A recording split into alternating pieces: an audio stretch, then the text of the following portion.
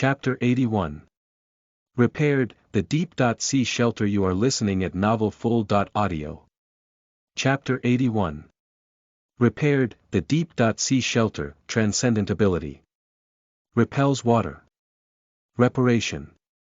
These three eye-catching terms flashed like beams of light before Sumo's eyes. No wonder there wasn't even a drop of water in this shelter the first time I came, despite that big hole on top. Sumo suddenly realized as he recalled his first visit to the Deep.Sea Shelter. Only unscientific abilities could have achieved what he saw back then. Blessed by the Mermaid Clan. I guess there's still a lot to learn about this world. Perhaps more fantasy creatures will emerge in the future. Sumo's eyes sparkled as he fiddled with the damaged thermal weapon machine. The transcendent properties may be locked for now, but they had been copied over to the underground shelter. In other words, the underground shelter's transcendent water-repelling ability could still be upgraded. If I can keep integrating shelters with such fantasy properties, one day, the underground shelter may possess dozens of transcendental abilities. If I can master the blessing skill too. When the time comes, shaking his head, Sumo laughed and ceased his train of thought. He turned to look at the property. Reparation. Simply integrating a damaged shelter core can only increase the surface area of a single floor. I wonder how Magoo managed to get 2 floors. With 22 damaged shelter cores, one basement floor of this shelter can be sacrificed to create a second floor for the underground shelter. This is indeed a practical function. It's a pity that I'll have to save up 22 cores beforehand. I wonder how long that will take. It would be great if there were few people willing to deliver themselves to me. Sigh, it's a pity that the kobolds have scared away all those fools around this area. I can only begin to plan again after I conquer the saltpeter mining site. Sumo smacked his lips. He kind of missed Huang Biao and his party. He had previously followed the map that Huang Biao had given him, but the shelters that had been marked on the map had already turned into piles of ruin before he arrived. He wondered who got there before he did. Since I already own this shelter, I might as well just repair the hole in the main door. Taking large strides, he quickly arrived at the second floor of the shelter. As Sumo focused mentally, the properties of the main door naturally appeared. Level 3 alloy shelter main door, good, malfunctioning, description. This alloy main door was built using a mixture of 3 different complex alloy compositions. It can withstand heavy impacts and has extremely stable physical performance. Currently, the hinge to open and close the door is broken and requires repair. Upgrade options.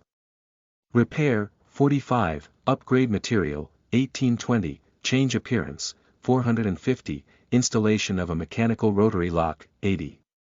Evaluation. Mommy Hong. Open sesame. It's just a broken hinge. Then how do you open this door? With questions in his mind, Sumo grabbed the rope that hung down from the big hole at the top and began climbing up. Following the dirt path, he entered the second floor of the Deep.Sea Shelter. From the inside, the door appeared to be metal, but, from the outside, it was totally inconspicuous. Sumo tried to scrape some coating off the door with his nails and nodded in satisfaction when he noticed that it did not chip or fall off. The brown-colored door was hidden between the hills. At first glance, it would have easily gone unnoticed. From the outside, it resembled a typical mountain were it not for the terrain that invited purposeful inspection. Sumo groped around the doors on both sides. As expected, he discovered a spot that could be pressed on the right side's vertical beam. He pressed hard and a lid popped open, revealing a small combination lock. It seems Magoo and I share the same personality. We both prefer combination locks over key locks. Lowering his body, Sumo observed the numbering system on the combination lock. There were a total of 8 digits, designed as a dial input.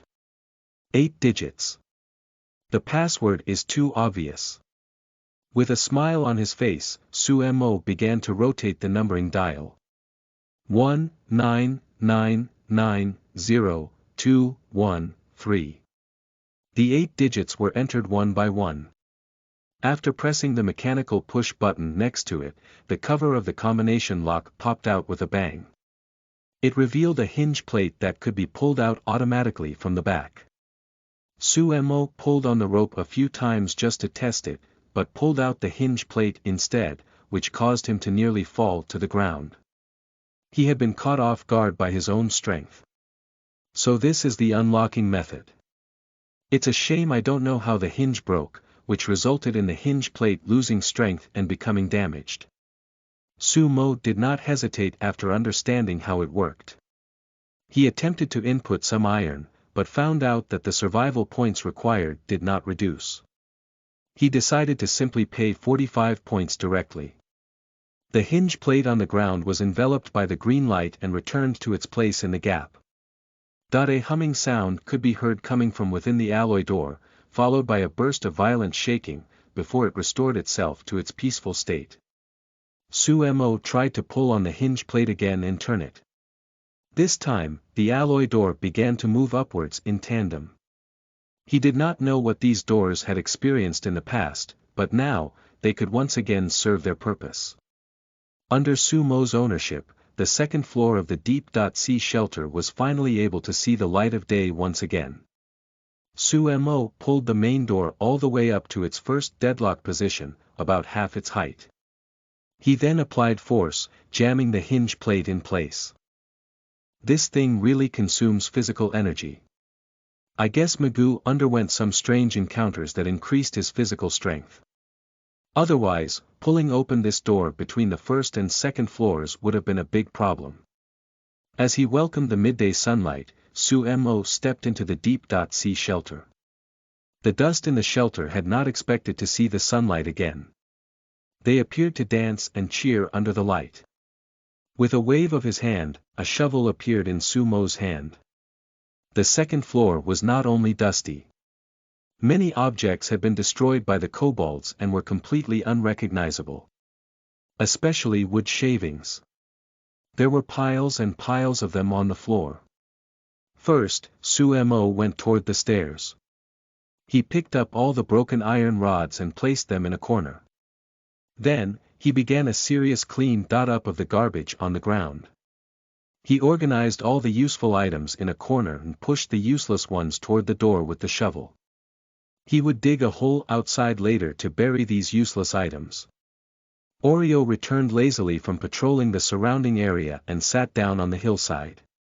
From time to time, she would turn around to look at the hardworking Suemo. It was quiet and peaceful. As the day of the blizzard disaster approached, the temperature in the plains began to cool. Oreo had originally become unmotivated due to the weather's high temperature, but she was beginning to enjoy the outdoors now as she basked in the sunshine. By the time Suemo had cleaned up all the garbage on the first and second floors, it was approximately 12 noon. After locating a random spot on the hillside, he began digging skillfully with his shovel. With just a few swift motions, a hole that was big enough for the garbage had formed. He threw the garbage into the hole and covered it up with soil. Imitating Oreo, Suemo also sat down on the hillside by the second floor of the Deep.Sea shelter. Just wondering. Did Magoo choose this terrain because he enjoyed sitting here, looking into the distance? Gulp, gulp, gulp. He drank the psychic energy water and Oreo received whatever that was left. As he stared into the distance at the beautiful scenery, Suemo became slightly emotional. An endless plain as far as the eye can see. The weeds, which had previously turned green from the acid rain, were beginning to turn yellow again after being exposed to the sun's rays over the past few days. The desolate and tragic scene before him seemed to come straight out of science fiction. On the spur of the moment, Suemo opened the game panel and chose to use the lucky draw chance he had received before. A gorgeous multi-colored roulette wheel appeared. Under the scorching sun, the wheel glowed brightly, seeming almost solid. I remember it was 5 the last time, but now it's 6. Suemo took a closer look at it. The roulette wheel was divided into 6 columns, namely: pets, blueprints, tools, weapons, resources, transcendent blessings. Transcendent blessings. It appears I have triggered a bonus option by owning a transcendent shelter. Sumo stretched out his hands and casually gave the roulette wheel a spin, unconcerned with the result. Even if he did not get anything in return, it mattered not. He felt at ease. The needle on the roulette wheel began to spin rapidly and gradually came to a halt. Watching the needle spin past the column for transcendent blessings, Sumo knew it would either be his luck to obtain it or his fate to lose it. He was not disappointed at all. Finally, the needle landed on the resources column and a prompt appeared. Record. Congratulations. Player Sumo has obtained the Strong, Disaster, Resilient Seed Pack *1. Chapter 82. Preparing for Battle. The Reappearance of Ruin. You are listening at novelfull.audio. Chapter 82. Preparing for Battle. The Reappearance of Ruin, a seed pack. It seems to be an advanced version, not bad. In the dark storage space, a fertilizer bag containing about 25 kilograms of seeds suddenly appeared. The quantity was huge. Sumo took out the seed, and the properties of the game panel naturally popped out. Strong anti-disaster version of wheat seeds. Description. Cultivated by distinguished planters who carry natural strengths, these seeds have strong abilities to withstand disasters. They possess a certain degree of resistance to cold, heat, pests, and others. Yield. 1050 caddies per moo. Hey, it's quite good. With such strong resistance to disasters, and yields more than 1000 caddies per moo, not bad at all. Seeing that the properties were so strong, Sumo quickly put the wheat seeds back to avoid unnecessary damage. 25 kilograms of seeds, if calculated according to the amount of sowing per moo, approximately 1.5 moo of wheat could be planted. When the time comes, 1400 caddies of wheat could be grown. If milled to be made into flour, there would be at least 800 or 900 caddies of flour, which is enough to feed a person for about a year. After lying in the sun for a while, Sumo got up and returned to the skylight in the shelter. Now the remaining task is to fill in this big hole in the ceiling.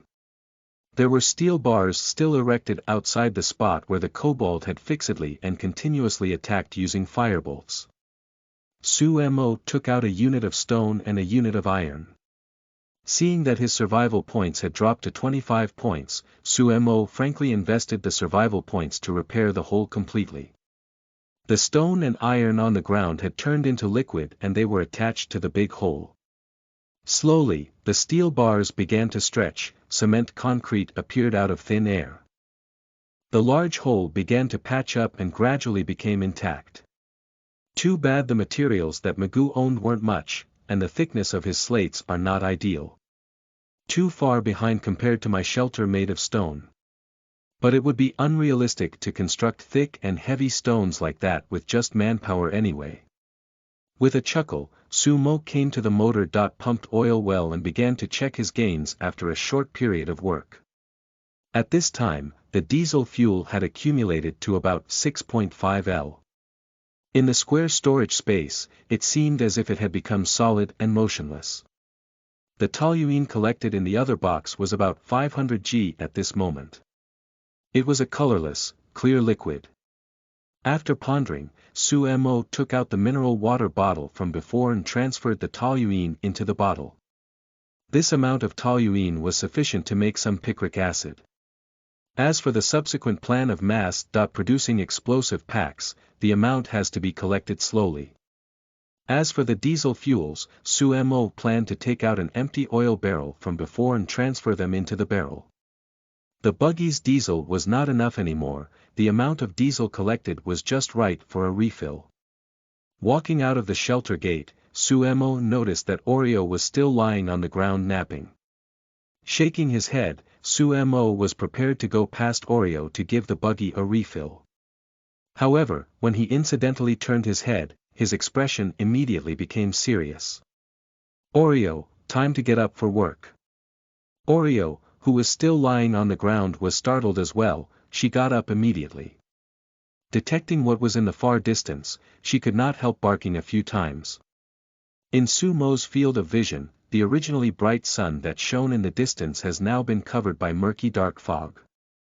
The fog shrouded a piece of land, as if evil spirits were emerging, like a devastating disaster. Compared to the fog last time, this time the fog seemed to be fused with malice, the color was deeper, and it looked scarier. To calculate by distance, it happened to be less than 1 kilometer north of the underground shelter. Fogs were not unfamiliar to Sumo. The ruin he had entered for the first time was through a fog. The ruin suddenly appeared at this time, and there is no regular pattern of its appearance at all.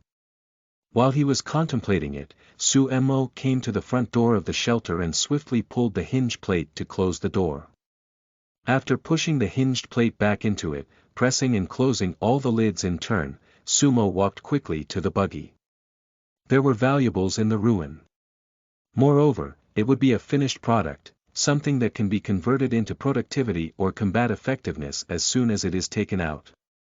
Compared to the underground ruins of Magoo, there were obviously more valuable things in the fog ruin. However, there would be countless dangers in the fog ruin at the same time.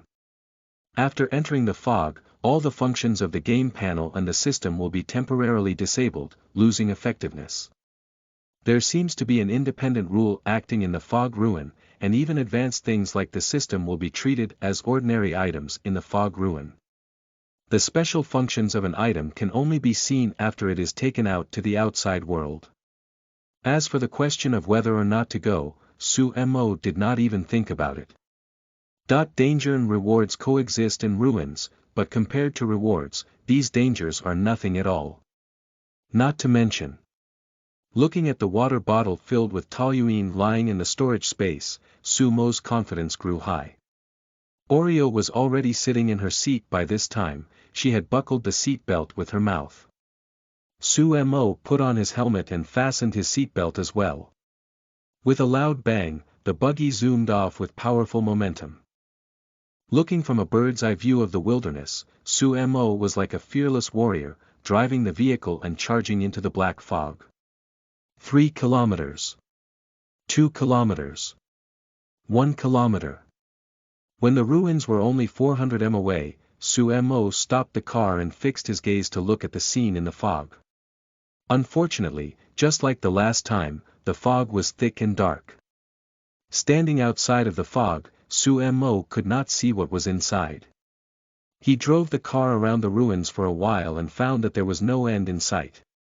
Sumo decisively returned to the base. After parking the buggy into the garage, he came to the front door and swiftly flipped the large lock of the roulette.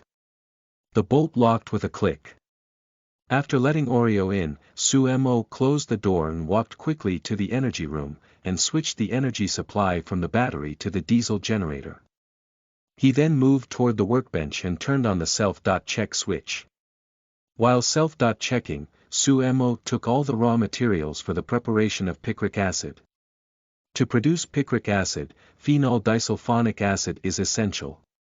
Therefore, the use of toluene to make phenol is the key.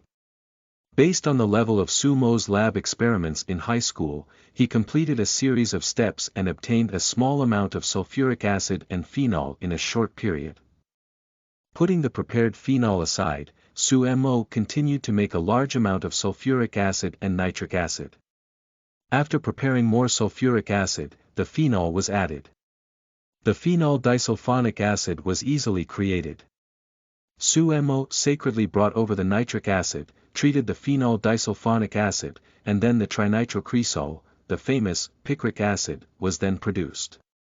Looking at the bright yellowish powder in front of him, Sumo rolled his slightly sore shoulders. The preparation of this set was extremely simple. Combined with the efficiency and focus benefited by the workbench, Sumo had completed the production in roughly less than 2 hours. The picric acid that looks plain and ordinary could cause a terrifying impact. The power of black gunpowder was only 1/10 of nitrate. Ammonia explosives, and nitrate. Ammonia explosives are only 1/10 that of picric acid. This means that 1 caddy of picric acid is equivalent to 10 caddies of ammonium nitrate and 100 caddies of black gunpowder. Picric acid is more powerful than TNT. In modern explosives, the strength of civilian TNT explosives is between 8.13, and picric acid is around 116. Although this was just a comparison of magnitude, the power of explosives is not comparable to that of black gunpowder. Even if there are number 100 times the power, there is still 80.90 times the power.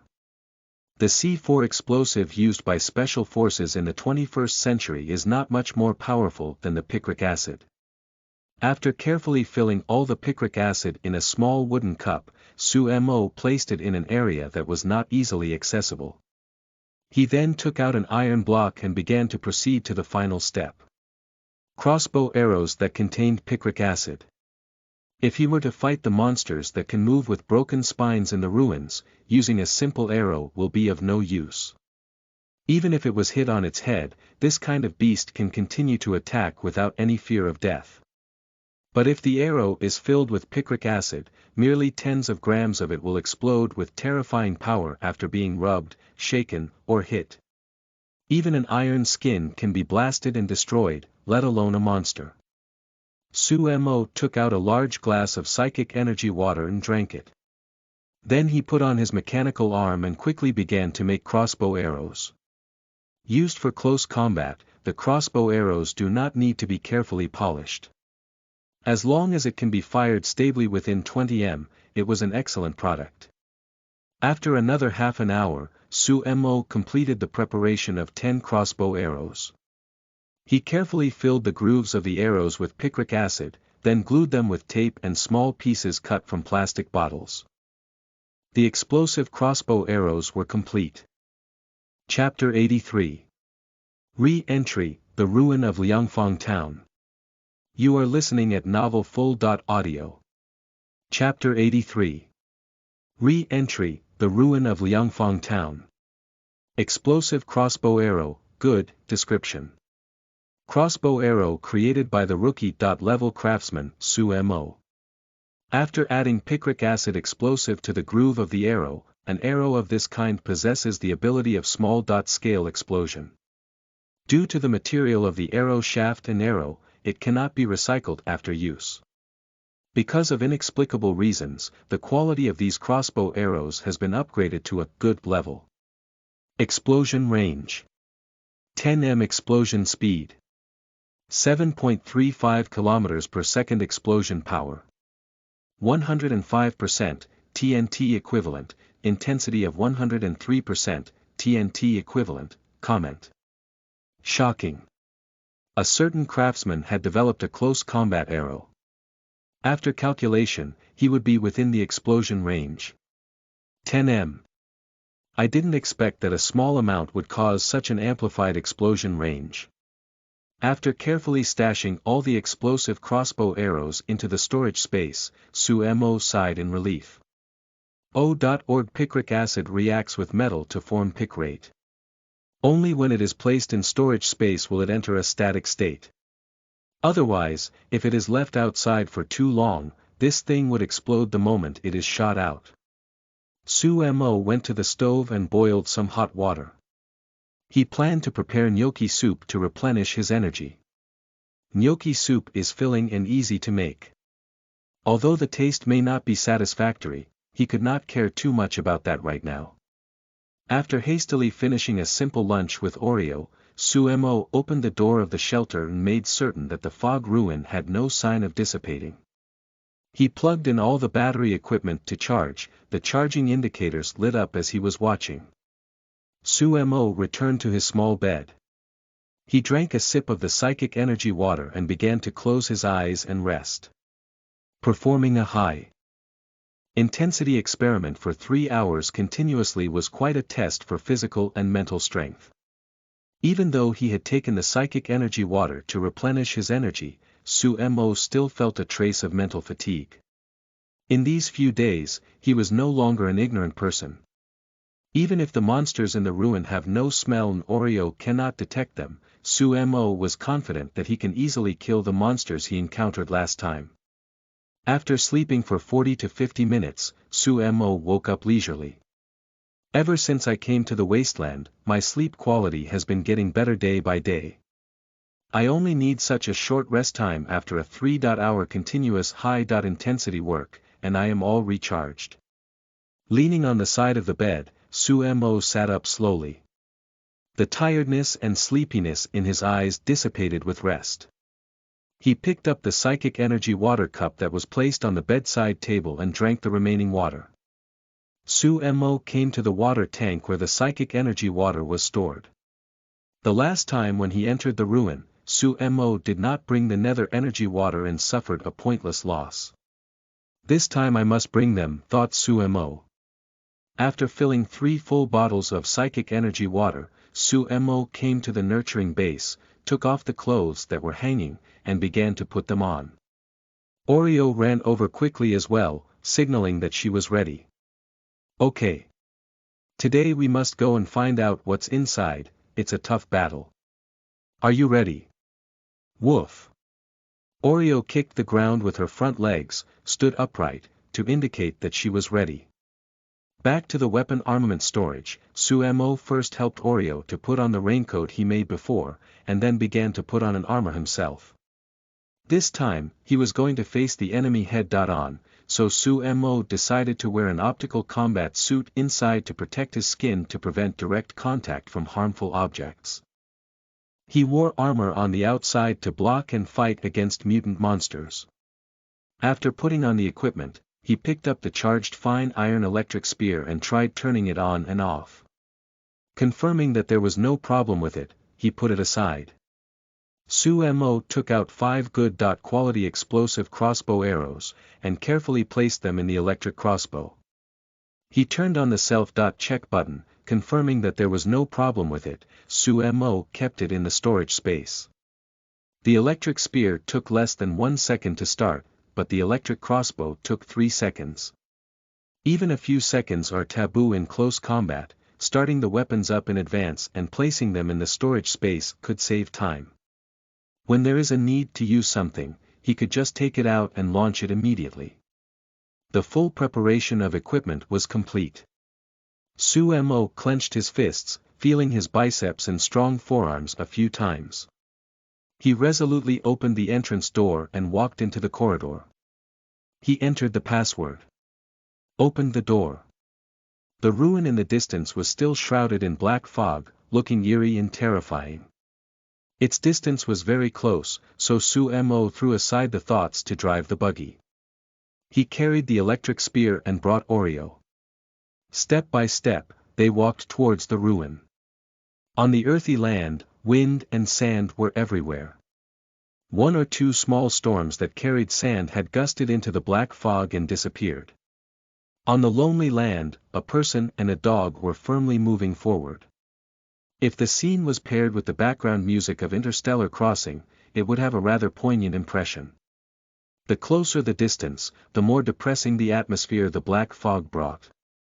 They had been walking for about 20 meters when the fog quickly dispersed bit by bit. It looked as if it was an invisible mouth, and could not wait to swallow Sumo into it. This is the wall I dug down. Sumo kept silent, and slowly moved forward for approximately 10 meters. This time, the scene inside was generally visible. The gap in the wall that was dug down the last time seemed to be right in front of his eyes. Looking to the side, it was the spot where he had entered the last time. Liangfang Town, here we go again. In the World Channel, no one has entered the same ruin twice in a row. Seeing Liangfang Town's appearance now, Sumo could not decide whether he should be happy or worried. How about taking out the Dongfeng missile and try shooting it inside? The moment strange thoughts appeared, Sumo shook his head quickly and threw the dangerous idea behind his head. It might be thrilling to shoot it in on an impulse, but the search for goods would be ridiculously hard. After receiving the dispatch of a rare quality weapon, Liangfang Town might be razed to the ground.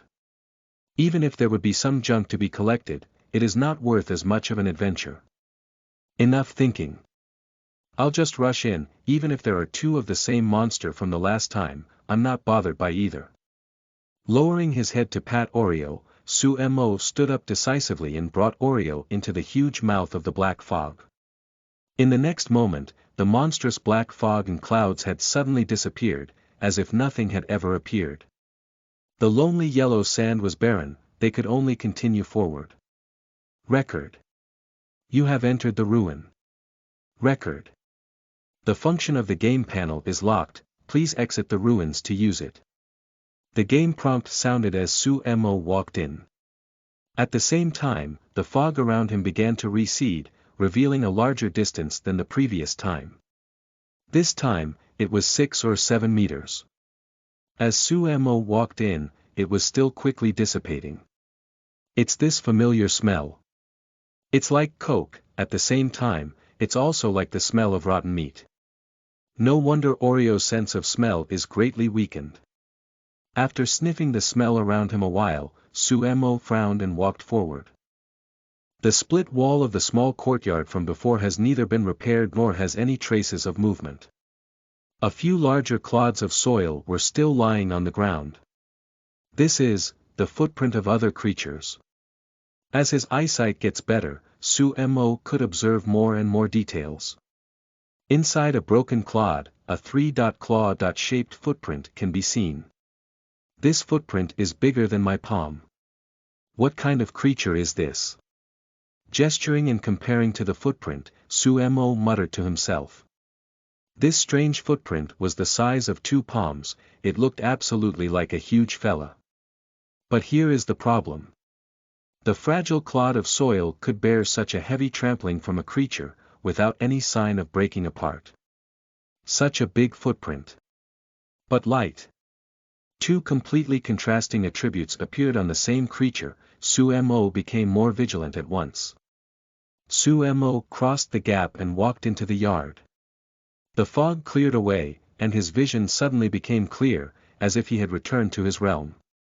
The 3 doors that had been violently cracked by Sumo remained open, and the split iron chains lay crookedly on the ground.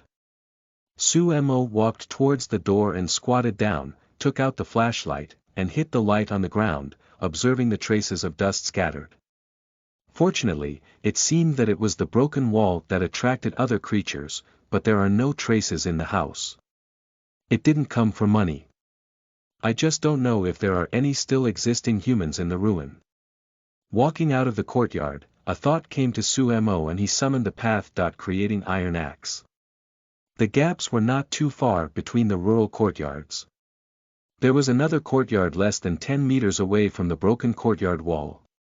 Sumo axed the wall a few times, and he broke an opening more skillfully than last time.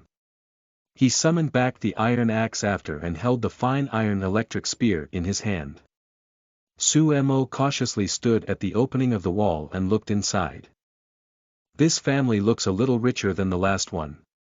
There are 4 houses, and it looks like there is also a hut dedicated to farming. All the doors are locked, but this kind of lock doesn't bother me. It looks like there are no traces of monsters. After speculating, Sumo carefully and slowly stepped through the hole and walked in, sticking close to the edge of the wall, until he reached the middle of the courtyard. There was no response at all. Just as Sumo let out a sigh of relief, a sudden muffled blow erupted. Boom! Visible to the naked eye, a big bulge the size of a human skull appeared on the iron door of the farming hut. Oh no! There's something here. Chapter 84. I've manipulated bugs, think I'm afraid of you. You are listening at novelfull.audio. Chapter 84. I've manipulated bugs, think I'm afraid of you. Boom. Boom. Boom. Heavier blows echoed in the air, the iron gate had begun to visibly reshape, revealing a trace of crack. Seeing such a huge impact, Sumo did not hesitate anymore. He backhandedly took out the electric crossbow and aimed it at the iron door that had not been completely crashed open. What the hell is this? Such a strong force, plus it can create such great impact in a short time. Beside him, Oreo was already baring her teeth. But the enemy was in the dark, she did not dare to dash forward to find out the situation. Moo. A low moo vibrated in the air and the sound transmitted into Sumo's eardrum. In the next second, one last impact had made the iron gate burst open, turning into small pieces of iron, scattering around like snowflakes. Whoosh! Without seeing what the hell was coming out of it, Sumo pulled the trigger without a word. Like a hummingbird, the explosive crossbow arrow that contained picric acid soared toward the swelling bulge. Boom! Hitting the unknown creature, there was a louder explosion than before, and dust from the ground was blown by the detonation wave, scattering and levitating around the room. The dazzling fire instantly brightened the inside of the farming hut, and a shadowed figure rushed out from the fire. It was targeting Sumo, who stood next to the soil wall. At this moment, Sumo finally saw the monster clearly with the help of light that ignited the room. It was a creature that looked similar to a cattle from the earth. At the side of the weird creature's ears, there were two broken horns. Blood was splattering out from the horns, but that did not affect its lethality in the least. Facing the monster that was aiming at him, Sumo shot another arrow. At the same time, he turned his back and did a forward somersault to a distance. The crossbow arrow made direct contact with the bizarre cattle. The impact created while somersaulting was so huge that Sumo did not bother to care about the situation behind him. The impact of the detonation was like a pair of invisible big hands that hurled him forward. Falling to the ground, Sumo immediately turned and looked around, and his scalp instantly felt numb. This arrow might have fatally hit the head of the monster. Before this, the horns on the head were already broken. This time, half of its head had been blown out by the explosive crossbow. Its brain pulp was like black magma, rolling and dripping along the half of its head that was blown away. The four legs of the strange cattle were like pillars, its limbs were still embedded in the soil, motionless even with its skull blown out. Looking at this gory scene, Sumo was filled with nausea. But this view of the bizarre cattle did not affect Sumo's speed at pulling the trigger. Another explosive crossbow arrow was shot. This time, under the scope, the arrow got into the remaining half of the monster's head. Another explosion wave emerged, and Sumo quickly averted his eyes. After the explosion, he looked back. The explosion of the picric acid blew up the entire head of the peculiar creature, and it was evidently impossible for it to survive. What a ferocious thing! If I met this beast the last time, I'm afraid I wouldn't return alive.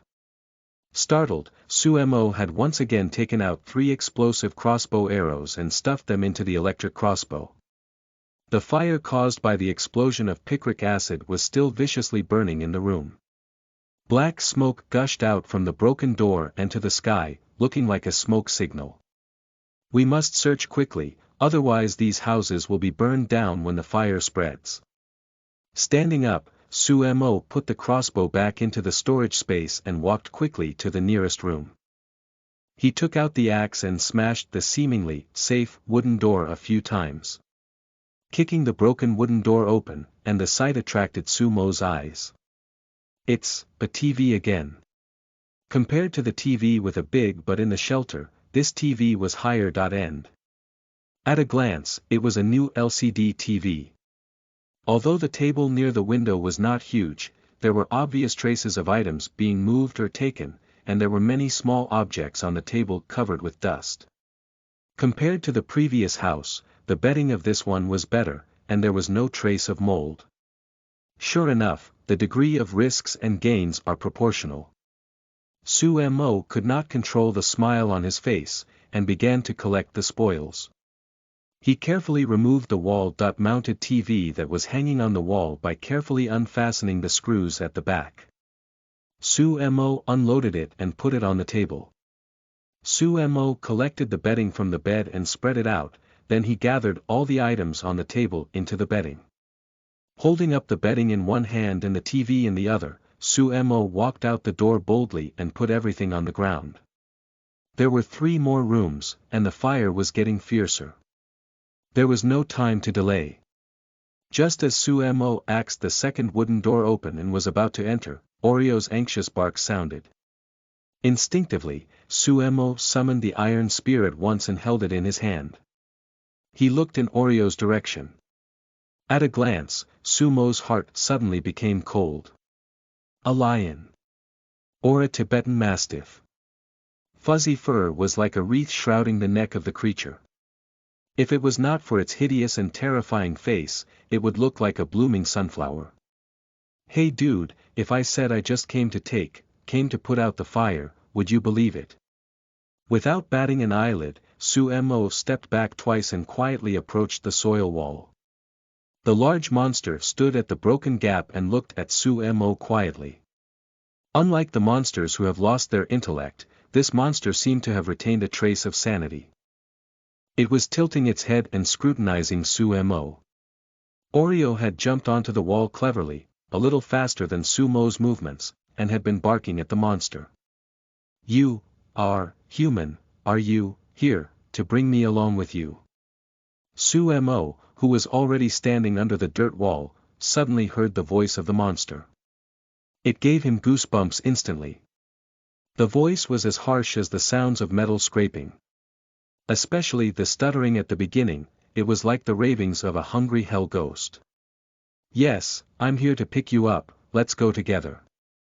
Sumo tried to respond, but at the same time, he did not relax his vigilance. He was ready to escape at any time.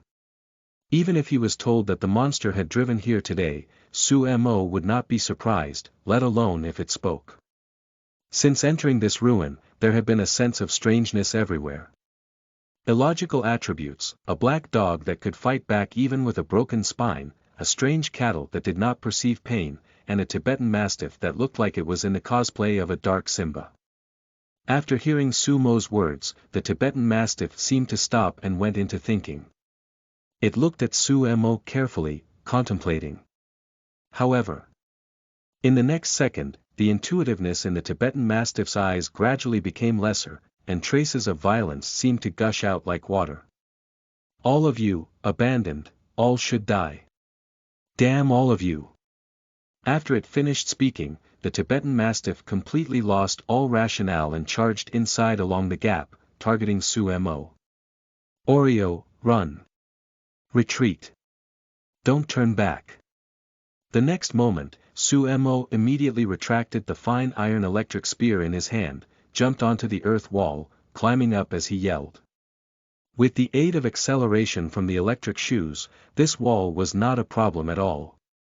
Sumo climbed up with 2 stomps. He turned around and looked. The LCD TV placed in the middle of the courtyard had been smashed by the Tibetan mastiff, and there were glass shards everywhere. Crap, my TV, damn you. No time to be distressed about it at that moment, Sumo climbed down the wall and had no choice but to quickly dart inside. The distance between us must be pulled away, otherwise my arrows are useless at all. As to close combating, who would have fought this thing before? Impulsively, Sumo could not care what would happen next. He stomped on another wall twice, then he landed on the wall of the next courtyard. The Tibetan mastiff behind him was already catching up like an arrow from a bowstring. It was close. Before Sumo even climbed up the wall, it slammed its head against the wall. However, this seemingly fragile soil wall was not knocked down. Instead, the Tibetan mastiff was bounced back. Ha! Woof! Mounted on the top of the wall, Sumo watched in surprise as the Tibetan mastiff was bounced to the ground by the seemingly unsolid wall. It fell into a squat. Without waiting for Sumo to react, the Tibetan mastiff attacked once more, but it bounced away again. This time Sumo saw it. An invisible layer of light covered the surface of the wall. When the Tibetan mastiff struck it, the light film quickly hardened and turned into an illuminated wall. On the wall, there were 2 neat lines of words written on it. Zheng Xiefeng, take good care of your dog. My baby is still small, don't scare him, okay, I'll leash it well next time. Every time the Tibetan Mastiff hit the wall, the two neat and graceful lines of Chinese words would glow, blocking the creature out from the wall. It seemed to know that there was nothing it could do about Sumo. The Tibetan Mastiff had stopped moving. Its eyes shone with savage fierceness, it crouched on the ground and stopped advancing. "Well, you old thing, I've manipulated an upsurge of bugs, think I'm afraid of you." Seeing the Tibetan Mastiff's defeated look, Sumo, who was mounting on the wall, roared with laughter. He pulled out the electric crossbow from the storage space. Along the wall, Sumo moved forward carefully, trying to get as far as possible from the Tibetan Mastiff. Regrettably, the beast was very clever as well. It kept a 4-meter distance between Sumo constantly. When Sumo moved, the Tibetan Mastiff followed suit. The scope to shoot the explosive crossbow was not achieved. All right, you think you're probing a loophole with me." Sumo ejected the 5 explosive crossbow arrows and replaced them with 5 ordinary arrows produced by the game panel. He then raised the crossbow and shot. Whoosh! An all-iron arrow was discharged. Chapter 85. Every cloud has a silver lining. You are listening at novelfull.audio. Chapter 85. Every cloud has a silver lining. Even though it was not a high-speed crossbow arrow, the initial velocity of an ordinary crossbow arrow would be exaggerated as well in such a short distance. Below him, the Tibetan Mastiff was suddenly stung by the arrow. An incessant howl sounded at once. Too bad that the beast has a fast reaction, otherwise it could have shot its eyes. The monstrous Tibetan Mastiff turned its dog-like head the moment the arrow arrived, causing it to pierce its body instead. He quickly pressed the trigger of the crossbow to continue shooting. Aiming at the Tibetan Mastiff, Sumo shot another arrow. This time, the crossbow arrow hit the Tibetan Mastiff's face firmly and caused a stream of black blood to spill. The Tibetan Mastiff howled in pain. "Human, you deserve to die." Learned its lesson after being shot by 2 arrows, the Tibetan Mastiff sprinted back quickly and stood in the corner of a wall far away. Upon glancing at Sumo, it disappeared. The fog began to block the line of sight. In the thick fog in the distance, Sumo could not see where the Tibetan Mastiff was. Resigned, he could only replace the crossbow arrows with the explosive crossbow arrows again. The previous yard is definitely out of the picture. I'm sure that the beast is still guarding outside. I will be attacked if I go out there. So troublesome. Straddling on the wall, Sumo looked at the new courtyard. Compared to the luxurious yard just now, this yard was not a lot. There were 4 houses and a chicken coop. The chickens inside were missing, leaving the fence alone on the ground. Gesturing Oreo to get down and investigate the situation, Sumo continued to straddle the wall, holding the electric crossbow in one hand and aimed at the courtyard below. Using his free hand, he touched the material of the soil wall and broke a small piece of earth. After some thought, Sumo came to a conclusion. It seems that the walls of the courtyard are for protection. If the walls are damaged, monsters could break in. The 2 courtyards from before had broken earth walls. The monsters had begun to attack madly after. The Tibetan Mastiff could attack because it came through the breached wall. If this soil wall was not damaged, the Tibetan Mastiff could not break in. What a magical power! If only this ability can be blessed on me. Seeing Oreo's signal that there was no problem, Sumo sighed a little and jumped off the wall. There were no monster attacks as he stepped into the intact and undamaged courtyard. Sumo felt a trace of unreality. Especially after opening the outermost door enthusiastically, this feeling was even stronger. What caught his eye was the 3 enormous bags of undamaged flour piled in the corner. The colorful packaging on it showed that they were made by a big factory. Tianxi Province. Xiangping City. Hualien County Grain Workshop. A bag weighs 25 kilograms, which is 50 caddies. Where is Tianxi Province? How come I've never heard of it?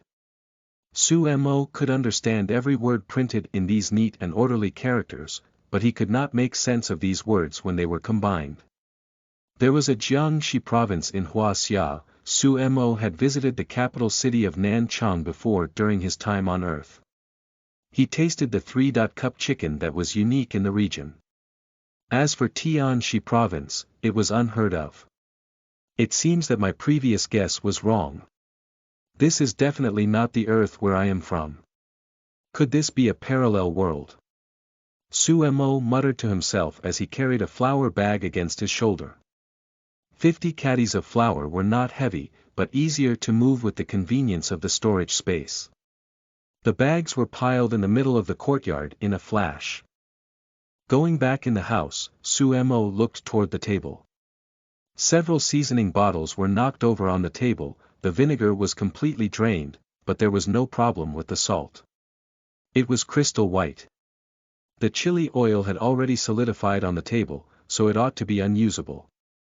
Flipping through the area, Su Mo found another bunch of condiments in a cardboard box under the table.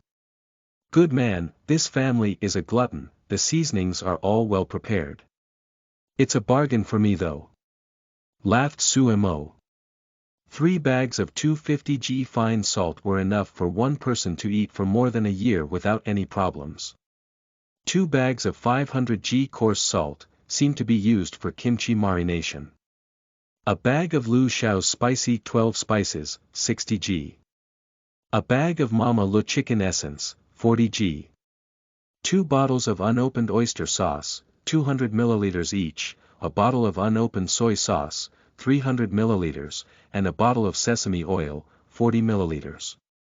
All the seasonings were sealed intact, and the seasonings contained had hardly volatilized.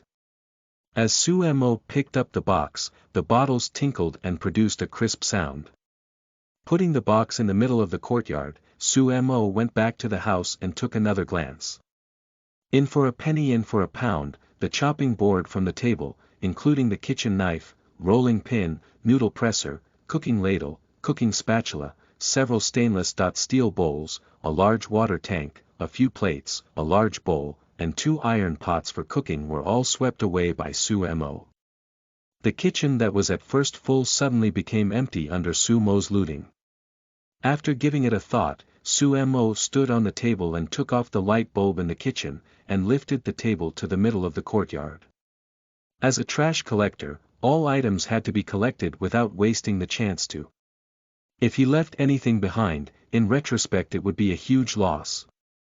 In a happy mood, Su Mo opened the second door to the treasure house. This should be the side bedroom, but too bad this family wasn't willing to install a TV here, and the quality of the bedding is not good. Looking at the bedding that was severely molded in front of him and thought about the brand new bedding that he had just given up on, Su Mo suddenly felt crushed. Fortunately, after rummaging for a while, Su Mo found some sundries near the table pocket of the cabinet placed in front of the window. A pair of scissors, a nail clipper, a small mirror, 4 unwritten notebooks, and 3 gel pens. A small desk lamp that could be recharged with a USB, and a used phone that looked old. Pushing down the back cover of the old phone, Su Mo picked up the battery to take a look, then he placed it back. The battery is still okay, the quality of the old device is solid, maybe it will still be usable when we get out of here. Su Mo smiled and pulled out a table pocket with a single force, and loaded all the usable sundries into it. He stood on the table, did the same thing as he did in the kitchen, and removed the light bulb. He moved everything to the courtyard. It's a pity, this family looked to be in a good family condition, but there aren't many good things in it. Seems like they don't live here often. The things in the 2 rooms were piled on the ground. Compared to the first time he came in this ruin, this was considered more rewarding. But the thought about the LCD TV that was destroyed by the Tibetan Mastiff, Su Mo gnashed his teeth in rage. Looking at the last 2 unexplored houses, Su Mo stepped into the house on the side, leaving the main house in the middle for final exploration later. This family is really poor, no wonder there is no mutant creature guarding it. Sighed Su Mo. After swatting the dust lifted by the violent banging of the door, Su Mo probed his head to survey the layout inside.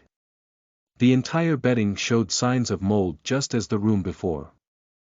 The table was turned over in a mess. Some cosmetics were uncovered and exposed to the air had already dried up.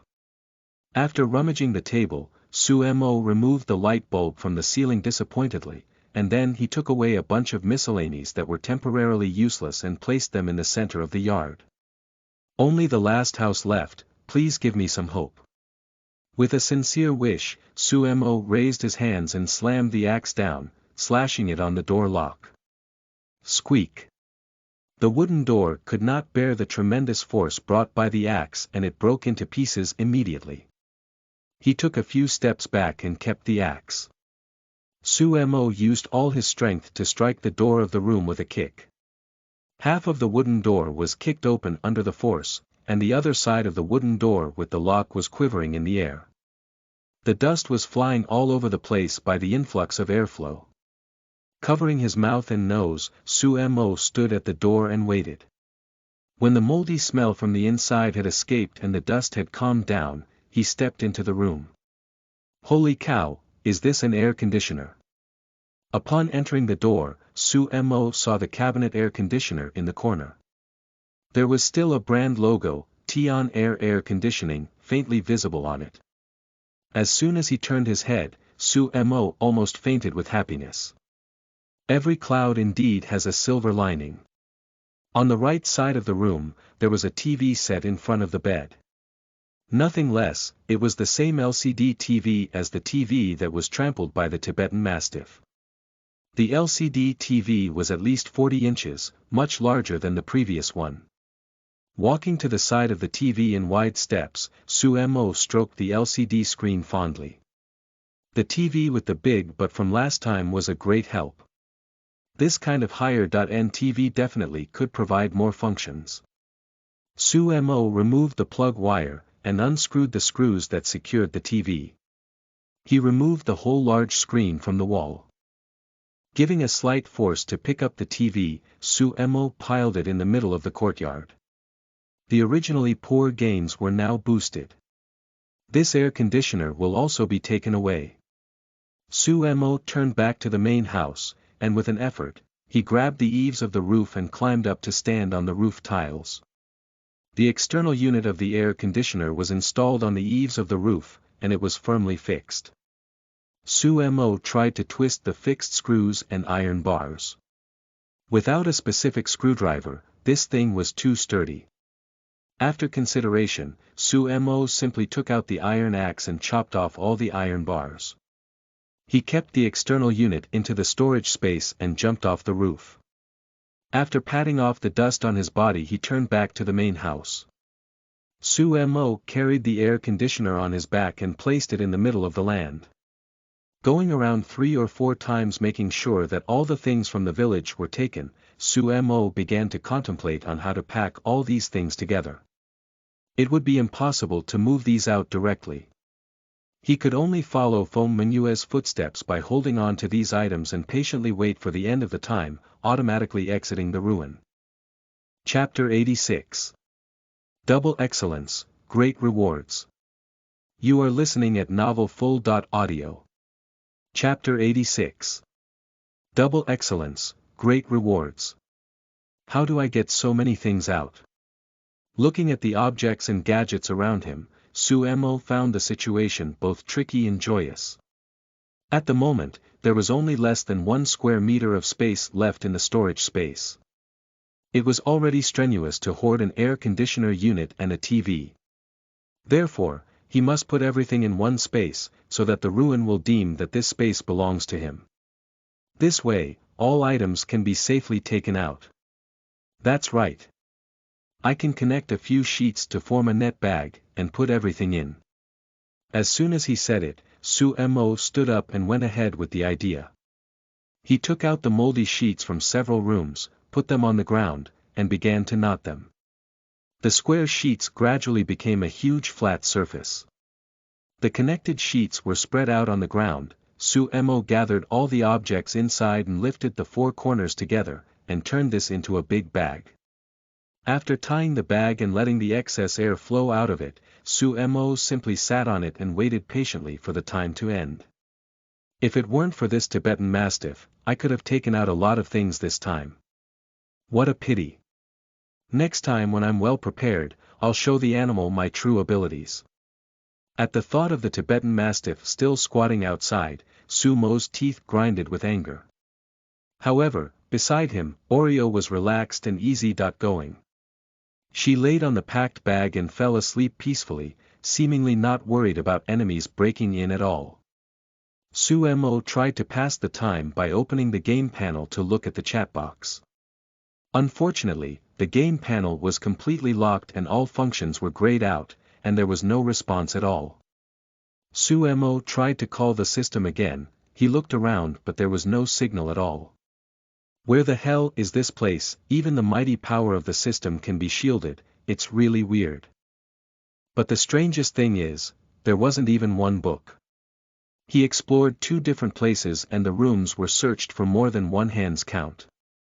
A lot of other miscellaneous items were found, but books were never seen. Not even children's enlightenment books or elementary school textbooks were seen anywhere. As if they had disappeared out of thin air. Shaking his head, Sumo kept these doubts in his heart and began to quietly wait for the time to end. The house next to them was still on fire, thick black smoke flowing up the sky. Because of the distance, the fire would not reach them for the time being, so Sumo did not mind too much. The venture into ruin this time was counted as rewarding. Apart from being pathetically chased by the Tibetan Mastiff, Sumo was very satisfied with both the objects and the large devices. Taking advantage of the spare time, Sumo began to plan the development of the base in his mind. Not too short nor too long, 2 hours had passed in a trance even before any plans were made. When Sumo focused back into sight, he was surprised to find that he had returned to the wasteland. The soft sunlight fell from the horizon, a gust of cool breeze blew and got into the air holes of his combat uniform. Sumo could not help but shiver from the cold. It's so cold, it was about 15 degrees when I went to the ruin, why does it feel like it had dropped to only 5 or 6 degrees? Sumo lifted his head and looked at the position of the sun. Well, the time difference this time is even more exaggerated than the last time. I'd reckon that it is already past 6 o'clock in the morning. It was around 6 o'clock in the afternoon when he entered the ruin, and it was already 6 o'clock when he came out. Calculated in proportion to the time, this time it took 2 hours to enter the ruins, and the outside world had passed 12 hours. 6 times the time difference. However, seeing all the things covered by the sheets under his butt were teleported out, the corners of Sumo's lips curved. Sumo untied the knot of the bedsheets, and forcibly resisted himself from looking at the properties of these items. After beckoning Oreo to guard him, they hurried back to the base. It did not matter when, the outside world of the wasteland was always full of danger. Sumo did not want to experience a scene where a Tibetan Mastiff smashes a TV again. Reaching back to the door of the ruin, he walked around the low hill making sure that no one was following them nearby. Sumo quickly entered the password code on the door lock and opened the heavy stone door. Sumo stepped into the shelter. As soon as he entered the door, both Big Spark and Little Spark rushed up excitedly and flew into Sumo's arms. "Little fellas, you two must be starving. After I move the things back here I'll cook for us." Looking at the two of them lying on their front weakly, Sumo comforted the tearful Big Spark and Little Spark immediately. Then he turned around and went to the warehouse. After vacating all the objects in the storage space, Sumo returned to the basement and drove the buggy out. With the ability of the storage space to move objects, it took just 4 rounds to move all the items brought out from the ruins back here. The pitch-black TV was placed on the floor of the living room, and the sparkly white air conditioner had a shimmering light. Even the old-aged machines seemed to have a second spring, shining as bright as jade. After he closed the door and sat down in the living room, Sumo could no longer resist the commotion in his heart. He called the system and fixed his eyes on these big gadgets. 42-inch LCD TV, excellent, description. A technological product produced in an unknown era, made using a substance between solid and liquid, possesses organic compounds with regular molecular arrangements. When heated it presents itself to a transparent liquid state, and crystalline particles to a turbid solid state after cooling. Special ability. Replay. After turning it on, set the lens angle within 100 m of the TV to capture a snippet of a complete shot. Error correction. When watching a recorded video, set to error correction, the mistakes will be indicated, and a solution plan will be given. Excellence. 15%. Comment. There is always someone to learn from. Good lad, the function of this item may be more practical than the big butt TV. Touching the LCD panel, Sue Mo was filled with excitement. These two functions might not seem to be as apparent as those of the big butt TV, but Sue Mo realized its advantage on the spot. Error correction. This feature was simply astonishing. When creating tools on the workbench, due to the lack of tutorials, most of the time Sue Mo can only craft them according to his instinct and the influence of culture on the earth. To be able to make a good leveled item, was also the foundation given by a good quality workbench. That was why Sue Mo could produce good graded qualities. This time it was different. With the replay and error correction functions of the TV, Sue Mo could spend time observing the errors and deficiencies of the object after the production. It may not have a big effect at the beginning, but as time goes by, the higher the benefit this item would bring. Getting this treasure is like obtaining a good teacher and helpful friend, so happy. Taking out a rag, Sue Mo carefully wiped off all the dust on the TV, he cleaned the dusty places in detail. Looking at its panel that was close to a mint condition, Sue Mo let out a long sigh of relief and moved on to look at the air conditioner with anticipation. Tion Air 3. Horse, combative, inverter air conditioner, excellent, description. The air conditioner could use artificial means to adjust and control the temperature, humidity, flow rate, and other parameters of the surrounding air in the building or structure.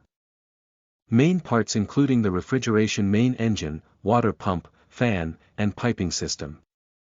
Its tail-end device is responsible for utilizing both heat and cold transmitted to process the condition of air. It generates air parameters of the target environment to meet certain requirements. Special ability. Full power. Increase the power consumption in exchange for more powerful heating/cooling/dehumidification/air in exchange. The greater the power consumption, the higher the probability of damage. Combat all-weather external unit. Tion air conditioner has a combative external unit. The harsher the environment, the more it can stimulate the fighting spirit of the external unit and produce special effects. Please experience the specific effects personally. Comment. Shocking. A country purchased a large number of Tion air conditioners. The reason is that its power after overclocking is comparable to a small bomb. His items from the ruin are extraordinary. Without the air conditioner, the probability of withstanding the disaster was 70%, but now, it's 99%. Exhaling a long breath, the look in Sue Mo's eyes changed while viewing the external unit of the air conditioner. The working principle of air conditioning heating is very simple. First, the gas freon is pressurized by the compressor to become a high temperature and high pressure gas. Then it enters the heat exchanger, condenses, and liquefy to release heat to become a liquid. At the same time, this increases the heat of the indoor air, to achieve the purpose of increasing the indoor temperature. The liquid freon is decompressed by the throttling device, enters the heat exchanger of the external unit, evaporates and gasifies to absorb heat, and becomes a gas. At the same time, it absorbs the heat of outdoor air, and the transformed gas freon enters the compressor again to start the next cycle. It is a simple heating principle that makes the air conditioner not easy to use in a harsh environment. But now, after having special abilities, Sue Mo was looking forward to the effectiveness of the combative external machine when the blizzard comes. Such great rewards. If I can kill the Tibetan Mastiff next time in the huge town of Liangfang, I'm afraid I will be getting rich. Thinking of the town in the archway, Su Mo's heart jumped involuntarily. This kind of technological weapon with magical power was simply terrifying. As for the final old machine with special abilities, Su Mo was looking forward to it even more now. Chapter 87. A Day in the Sky, A Year on the Ground. You are listening at novelfull.audio. Chapter 87. A Day in the Sky, A Year on the Ground, Genoa Mobile Phone, Good, Description. The Genoa mobile phone has a simple appearance. It is small and eye-catching, easy to hold, comfortable to use, and durable. After smartphones entered the market, it gradually lost its competitive edge and turned into a novelty within the field of old devices. Special ability. Signal search. Within 50 kilometers of the signal source, it automatically searches and displays information by species type. Currently stored species information. Human, kobold, comment. Even though grandparents may not know how to properly use a mobile phone, once they pick it up, it's always you that they're looking for. It's a very useful function to search for other shelter camps. After evaluating it, Su Mo placed the phone next to the power strip and started charging the old-fashioned phone with a USB charging cable. He tried to check the other items that he brought back but, unfortunately, he could not find other items with special abilities. Woof. Woo. Cuckoo cuckoo. On the other side, Oreo spotted Big Spark and Little Spark, who were looking sluggish in the crop culture room, and called out anxiously. Stepping into the crop culture room, Su Mo noticed that Big Spark and Little Spark were lying on the ground, and he glanced at the water basin. Didn't I fill these up with water before I left? How are they already empty? The tomatoes have sprouted too. But why do these shoots seem to be as off-color as Big Spark and Little Spark? Seeing a large number of young shoots growing on the culture medium, Su Mo hurried over to the psychic energy water tank and poured out a few scoops of water. He first refilled some water for Big Spark and Little Spark before watering the culture medium. The psychic energy water emitted a soft blue color. When it entered the culture medium, it was as if it had become nectar, the yellowing buds turning a fresh green at a rate visible to the naked eye. After settling everything and confirming that there were no issues, Su Mo returned to the psychic energy water well to collect the accumulated water from yesterday. But when he collected the water, Su Mo's expression changed drastically. The barrel that could store 15 liters of water was now full. Even shaking it a little, caused some water to fall into the well. 15 L of water stored overnight. Damn it, the flow of time in the ruins may not be 6 times or even a night. It was more than a day. Today is probably the 11th or even the 12th day of the doomsday calendar. The growth of the plants on the culture medium, the state of Big Spark and Little Spark. Damn it, I didn't expect the time difference of the ruins this time could be so terrible. Filling the water into the tank, Su Mo sat on the stone bench and focused, summoning the system. Dong dong. The illusory timer popped out. When Su Mo checked the panel where today's survival points should have been displayed, there were 3 more messages. Doomsday Calendar Month 1, Day 10, Doomsday Calendar Month 1, Day 11, BVEC, Doomsday Calendar Month 1, Day 12, the time has not passed 8 o'clock. If that's the case, I'm afraid that the current date is the 13th day of the Doomsday Calendar. The time difference from my venture into the ruins exceeded 40 times the normal rate. I spent just 2 hours in the ruins and over 80 hours have passed outside. Su Mo turned off the system and opened the chat channel. He went straight to the regional channel and looked at the number of people still alive at this time, which was 812 people. Before entering the ruins yesterday, Su Mo clearly remembered that there were 890 people on the regional channel. 70 people had died overnight. Shaking his head, Su Mo tried asking on the regional channel. Su Mo. Does anyone remember what today's date is on the Earth calendar? After he finished the sentence, the regional channel that was at first silent suddenly began to get lively. Liang Jian. Oh, the almighty Su was probably too busy and forgot about this. Today is January 4th on the Earth calendar. 10 more days and it will be Chinese New Year. Kai Junfeng. Liang Jian, don't talk nonsense. The 15th is the new year, and there are 11 days left. It's been 13 days since we arrived at the wasteland. I'm already used to using the time here. Liang Jian. Bullshit, almighty Su must be a northerner like us. We northerners celebrate the new year on the 14th of the 12th lunar month. Seeing that the chat channel had started arguing about when the new year was celebrated, Su Mo silently closed the chat panel. Surprisingly, 80 hours passed. That's a lot longer than the 7 hours previously. Is it because I destroyed stuff in the ruins, or because I took too many things at once? Sitting on the bench, Su Mo thought about what he had done in the ruins. If he took into account the useless information given by Feng Mengyue before, in addition to the information gathered from the ruins during this period, no one had ever encountered such a terrifying difference in the flow of time. Of course, none of the people who spoke about the ruins on the World Channel dared to unscrupulously walk into the ruins or carelessly destroy them. Su Mo swapped to the Friends panel and started to look for someone who might have more information. His eyes scanned the list and, among all his friends, Su Mo's sight locked onto two people. Li Shifeng and Chen Pingan.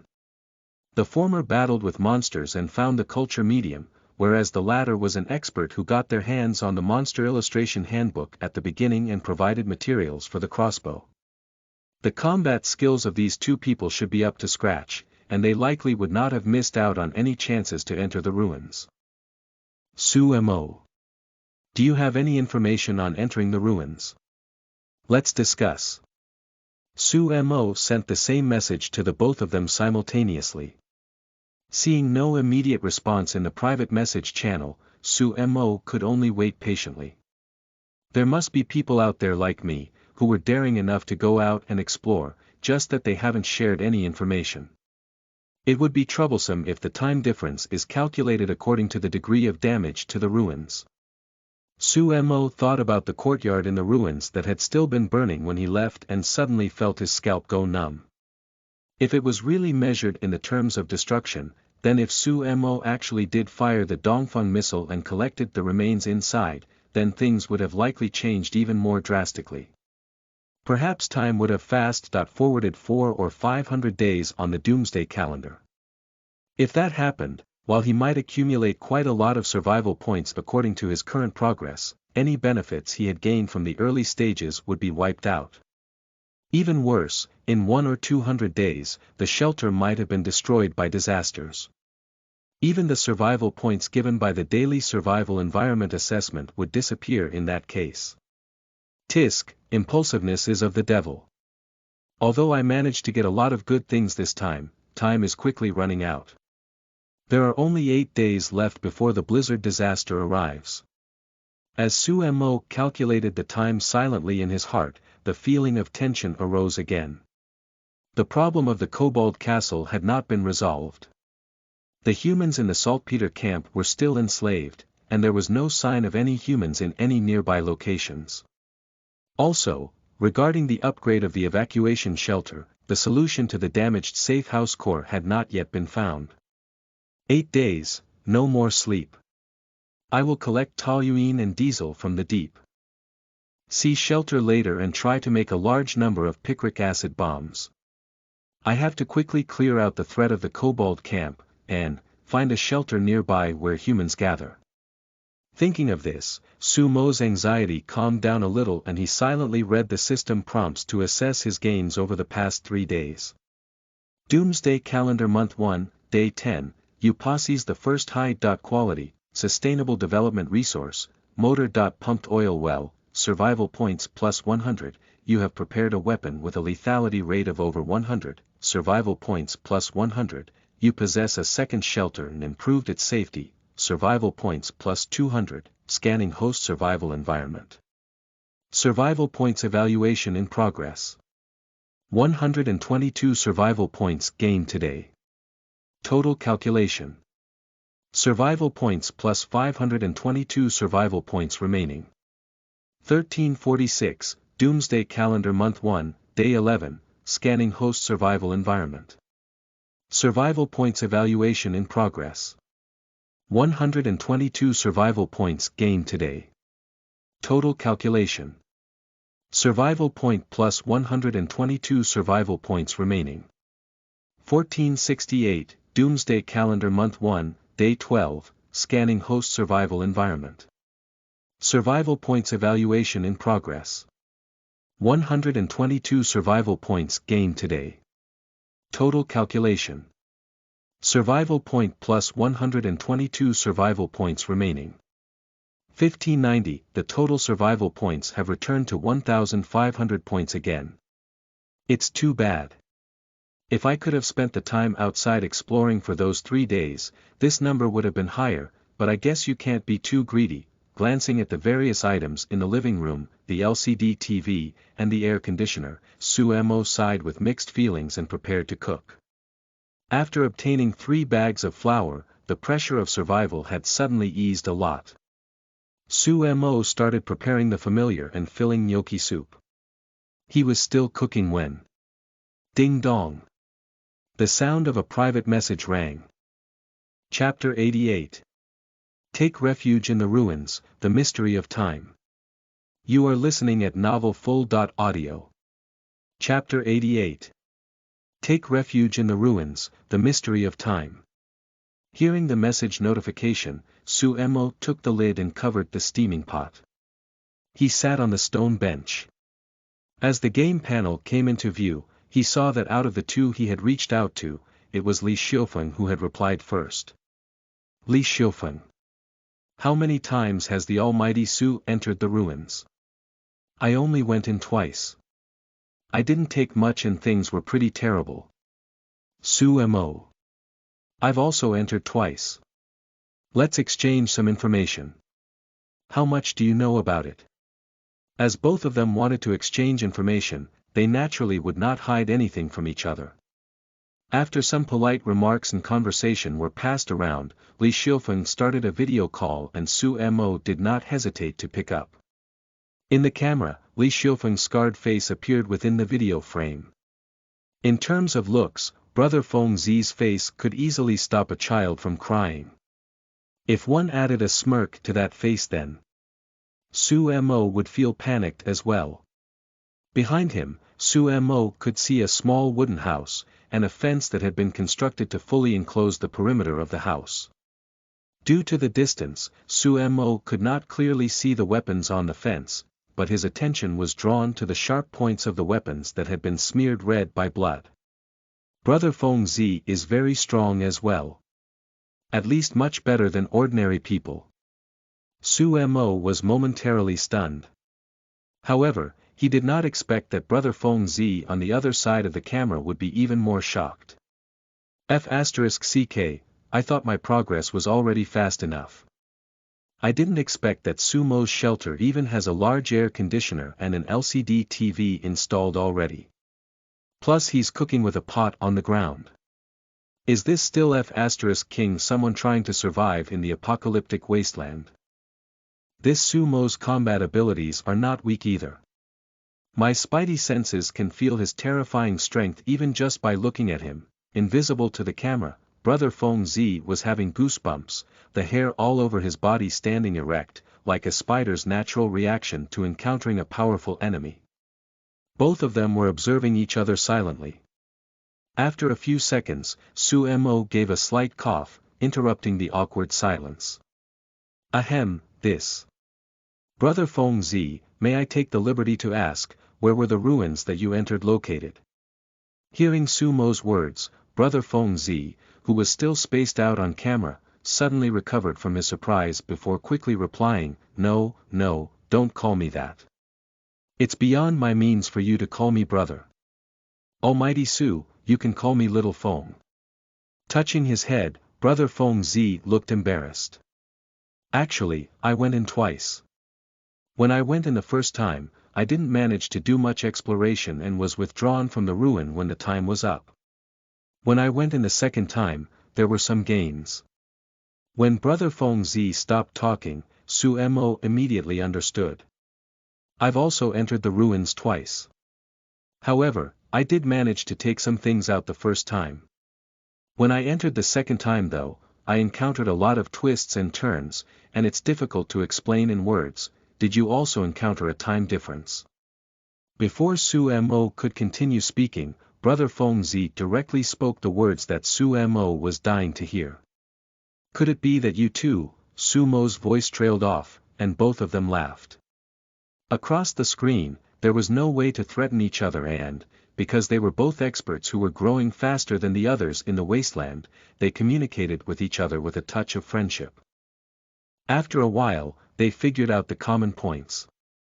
According to what you've mentioned, do you mean to say that the more we destroy the original state of things, or the more we items take, the greater the difference there is in the flow of time in the ruins? Su Mo pointed out. Brother Feng Zi on the other side nodded in agreement. Yes, if I'm not wrong, I think it can be understood as the greater the change caused by our activities in the ruins, the more it interferes with the flow of time, resulting in a time difference of several times or even tenfold. In that case, before encountering an unavoidable disaster, it's possible for us to enter ruins and cause some damage to avoid the disaster. Su Mo's voice ended abruptly, shock evident on both their faces as they discovered this truth. If the flow of time in the ruins worked in line with their analysis, as long as the degree of damage was properly measured, the flow of time could be controlled so that disasters could be safely passed through. Of course, although such an operation would guarantee their safety, there would also be intangible losses. For example, he would have to forget about airdrop reward for live broadcasting. Also, he could not control whether the shelter would encounter any threats or dangers during the disaster. Still, this paled in comparison to staying alive. If you encountered an unavoidable disaster, you could hide in the ruins. Almighty Su, listening to your words is better than reading for 10 years. Ha ha ha, Brother Feng Zi laughed, and the scars on his face widened as he smiled, looking very much like a horrifying centipede. Looking at Brother Feng Zi in the video frame, compared to the prosperous beauty of the little fresh meats, Su Mo felt that people with features like Brother Feng Zi might live longer in the doomsday world. Likewise, if there's any information to exchange in the future, feel free to just mention it. Helping each other will help everyone stay alive and live well in the doomsday world. After making polite remarks, the two decisively hung up the video call. Too bad. If only I knew whether or not Li Xiufeng had good character. It wouldn't be too bad to have someone like him as a neighbor or teammate in the doomsday world. Su Mo shook his head regretfully. Seeing that there was no news from Chen Pingan, Su Mo stood up, turned off the game panel, and continued cooking. In the environment of the wasteland, the stronger the person, the more they would pay attention to their reputation.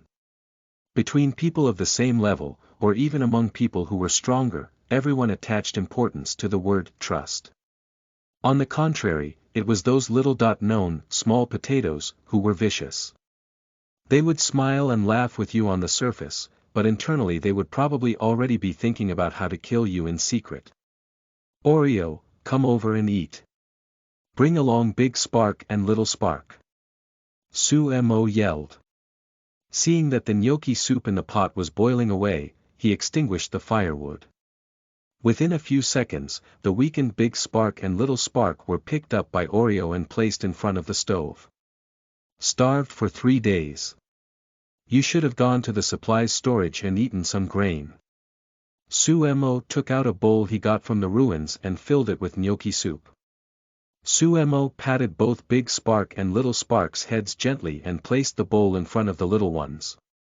Smelling the scent of food, Big Spark and Little Spark finally became livelier. Ignoring the fact that the gnocchi soup was still steaming hot, they began to gobble up the food. Su Mo divided the remaining large pot of gnocchi into 2 portions, placing 1 portion into Oreo's bowl and pouring the remainder into a clean bowl. He took out the fulling pickled mustard and poured a little onto his gnocchi soup, letting its fragrance seep out into the surrounding air. Sumo and the three little ones enjoyed the meal peacefully and comfortably. After finishing the meal, it was 8 o'clock, and the harvest of survival points on day 13 arrived.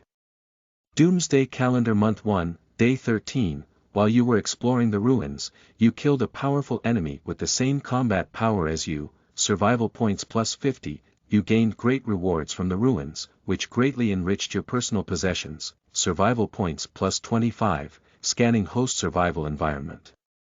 Survival points evaluation in progress. 202 survival points gained today. Total calculation. Survival points plus 277 survival points remaining. 1792, wow, I only brought back an air conditioner and an LCD TV, and it went up as much as 80 points, which is equivalent to an extra 500 points a week. Looking at the number prompted by the system, Sumo was overjoyed. Compared with the survival points that were given for completing tasks each day, it was cumulative points that increased regularly like this that were the top priority. It may seem that 200 points would be inferior to some major items at the moment, but as the base developed, in maybe 1 or 200 days, the daily fixed income of survival points would grow to be hundreds of points, or perhaps even thousands. Before taking off his equipment, Sumo took Oreo out again and drove the buggy to the deep-sea shelter. After 3 days of accumulating diesel and toluene, it was time to extract a ton of them. Following the familiar tire tracks on the ground, Sumo drove to the deep-sea shelter. After releasing Oreo to patrol the surroundings, Sumo drove the buggy to the hillside and stopped. In the future, I could perhaps figure out how to construct an underground tunnel so that I can safely and directly head to the deep-sea shelter to collect the oil resources. Thinking about this, Sumo remained alert while walking to the front. No matter whether it was in the early, middle or late stages, the oil well was an important resource point. Its importance would only continue to increase as he continued to upgrade it and increase its output. At that time, he would have to think of a way to safeguard this vital resource point. After watching Oreo signal that there was no danger, Sumo retracted the crossbow and walked over to the door of the second floor and opened it. Standing at the door, Sumo waited for the musty air inside to clear off before going straight inside and walking to the oil well. Focusing his thoughts, the data display panel popped out. Diesel, 153 L. Toluene, 5.1 kilograms. Chapter 89. Enhanced Strength, The Incredible TV. You are listening at novelfull.audio. Chapter 89. Enhanced Strength, The Incredible TV. 150 liters of diesel and 5 kilograms of toluene, the upgraded oil well really is powerful. Speaking of which, if Magoo had this many accessory modules and resources, he could have lived an extra 1 or 200 days. Seeing the stunning harvest, Sumo could not help but click his tongue. 5 kilograms of toluene, based on the previous manufacturing efficiency, could at least produce a few dozen kilograms of picric acid bombs. A famous type of dynamite, these could break apart mountains and open new frontiers. If one could locate the main pillars of the Kobold Castle and detonate these explosives together, the seemingly indestructible castle would be turned into a pile of ruins in seconds. Ha, what am I thinking, I'm not an architecture student. Sumo shook his head, smiling broadly from the joys of the plentiful harvest. What can bring more happiness than farming and watching your supplies increase? Waving his hand, an oil barrel appeared. He tapped on the diesel in the storage tank of the motor-pumped oil well again, and started transferring it by focusing his will. At the moment, only 6.5 L was left in the barrel from the previous harvest. Gurgle. Gurgle. Diesel appeared from thin air and poured out rapidly into the oil barrel. The 100 L capacity barrel was filled up in an instant, and the transfer process halted according to Sumo's will. Placing the oil barrel into the storage space, Sumo stepped out through the door and walked toward the buggy. He opened the buggy's fuel tank. After the past few days of traveling around, there was only 20 L of diesel left in the buggy. Given its huge fuel tank, that was basically akin to hitting the bottom. With a wave of his hand, the oil barrel appeared on the ground. Sumo unscrewed the lid of the oil barrel and tried to grab it, his arms surging with energy. As he applied more strength, the veins in his arms bulged and even the blood vessels on his forearm became visible. Up. With both feet grounded, Sumo used the strength of his waist as a pivot, his face flushed with exertion. Although his body felt a little shaky and unstable, after his center of gravity stabilized, he was able to grasp the handles of the barrel with both hands and, using his full strength, the oil barrel was slowly lifted off the ground. The oil barrel that weighed more than 160 caddies had been completely lifted by Sumo. He aligned the mouth of the barrel with the fuel tank opening. Tilting it slightly, the pale yellow diesel slowly emerged from the tank and flowed into the buggy's fuel tank. Receiving this strong blood injection, the buggy almost seemed happy as well, making creaking sounds. Sumo waited until the buggy's fuel tank was full before putting down the oil barrel and looking at it. There was originally a 100 L of diesel in the barrel, but only about 40 L remained now. Good Lord, my strength has definitely increased now. I can lift things weighing more than 160 caddies. There's definitely something other than the psychic energy water at work here. Putting down the oil barrel, Sumo saw that the flow of blood around his arm was a lot thicker than normal. Raising his arm, Sumo looked up and down curiously, unable to figure out the reason for the enhanced strength. Does it mean that, in the ruins, killing monsters provides a strength bonus? Or is it instead related to the faster flow of time increasing my strength? The effect of the psychic energy water was limited. At the very least Oreo, who had been drinking it every day, had no obvious changes. On the contrary, after entering and leaving the ruins twice, Sumo could feel a significant enhancement of power. I'll have to figure out a way to measure the limits of my strength, and then compare it periodically. This way, the next time I exit the ruins, I will know what caused this. Lifting the oil barrel once again, Sumo placed it back into the storage space. He turned back and closed the second-floor door of the deep-sea shelter. As the date of the blizzard disaster approached, the temperature outside continued to drop. It was almost 10 o'clock in the morning and Sumo could see frost forming after exhaling his breath. Oreo, let's go. Stop playing. On the contrary, for huskies, the coldness liberated their nature. Oreo became far more active in the cold. Hearing Sumo's words, Oreo, who was still running happily in the wilderness, hurried back, bouncing along all the way. Sumo sat on the driver's seat of the buggy and waited until Oreo got in as well. After she had fastened her own seatbelt, Sumo stepped on the accelerator and they zoomed off. Now that there was fuel in his possession, Sumo felt more secure. Back at the base, Sumo opened the fuel tank of the diesel generator and poured in all the remaining diesel. He turned on the generator and connected the electrical supply of the shelter to the generator. Sumo came to the living room and connected the new LCD TV to the plug point.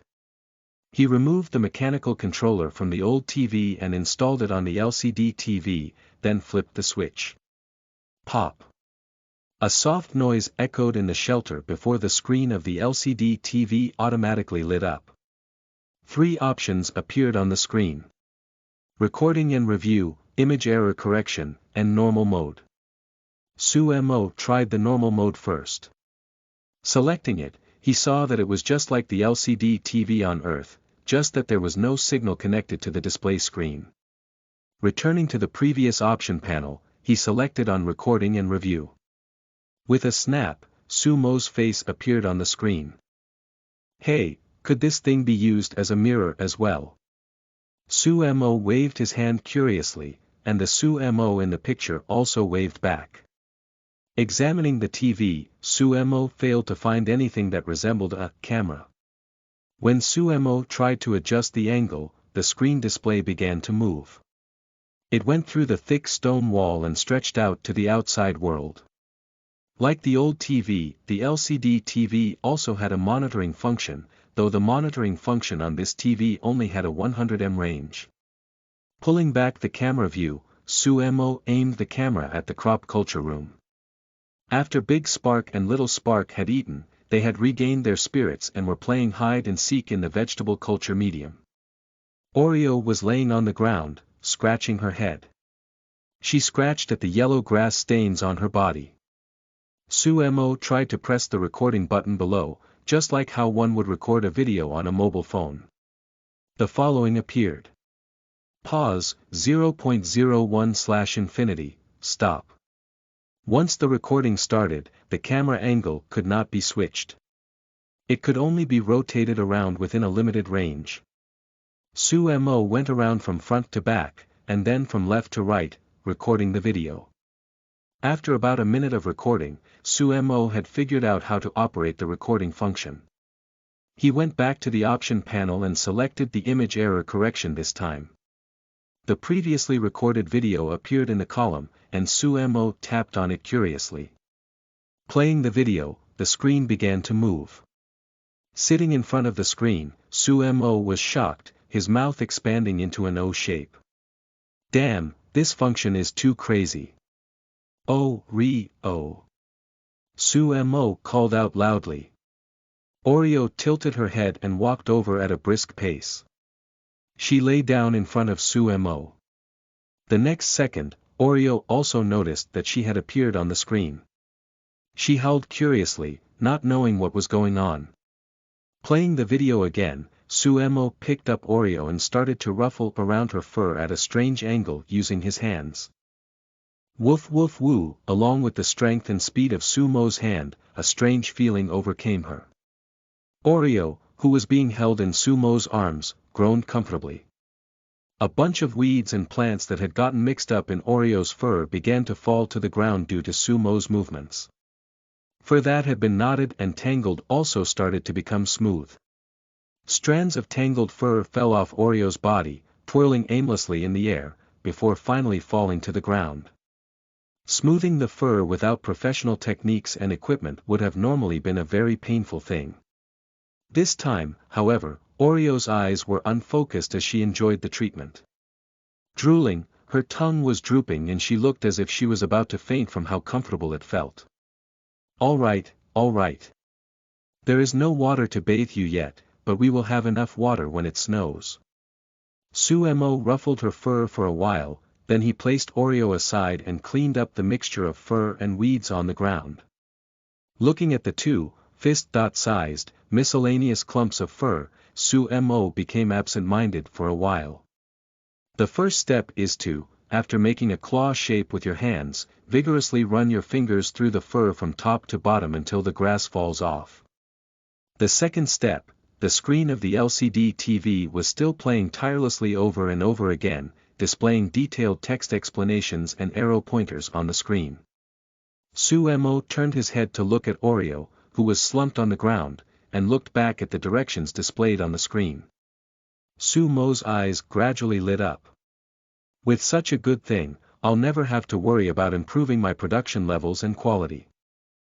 Chapter 90. Massive Stockpile.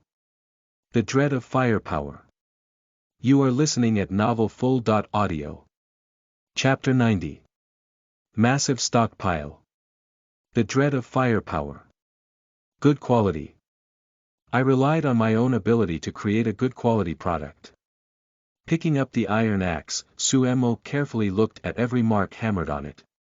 After examining it from top to bottom 3 times, Suemo still felt very happy.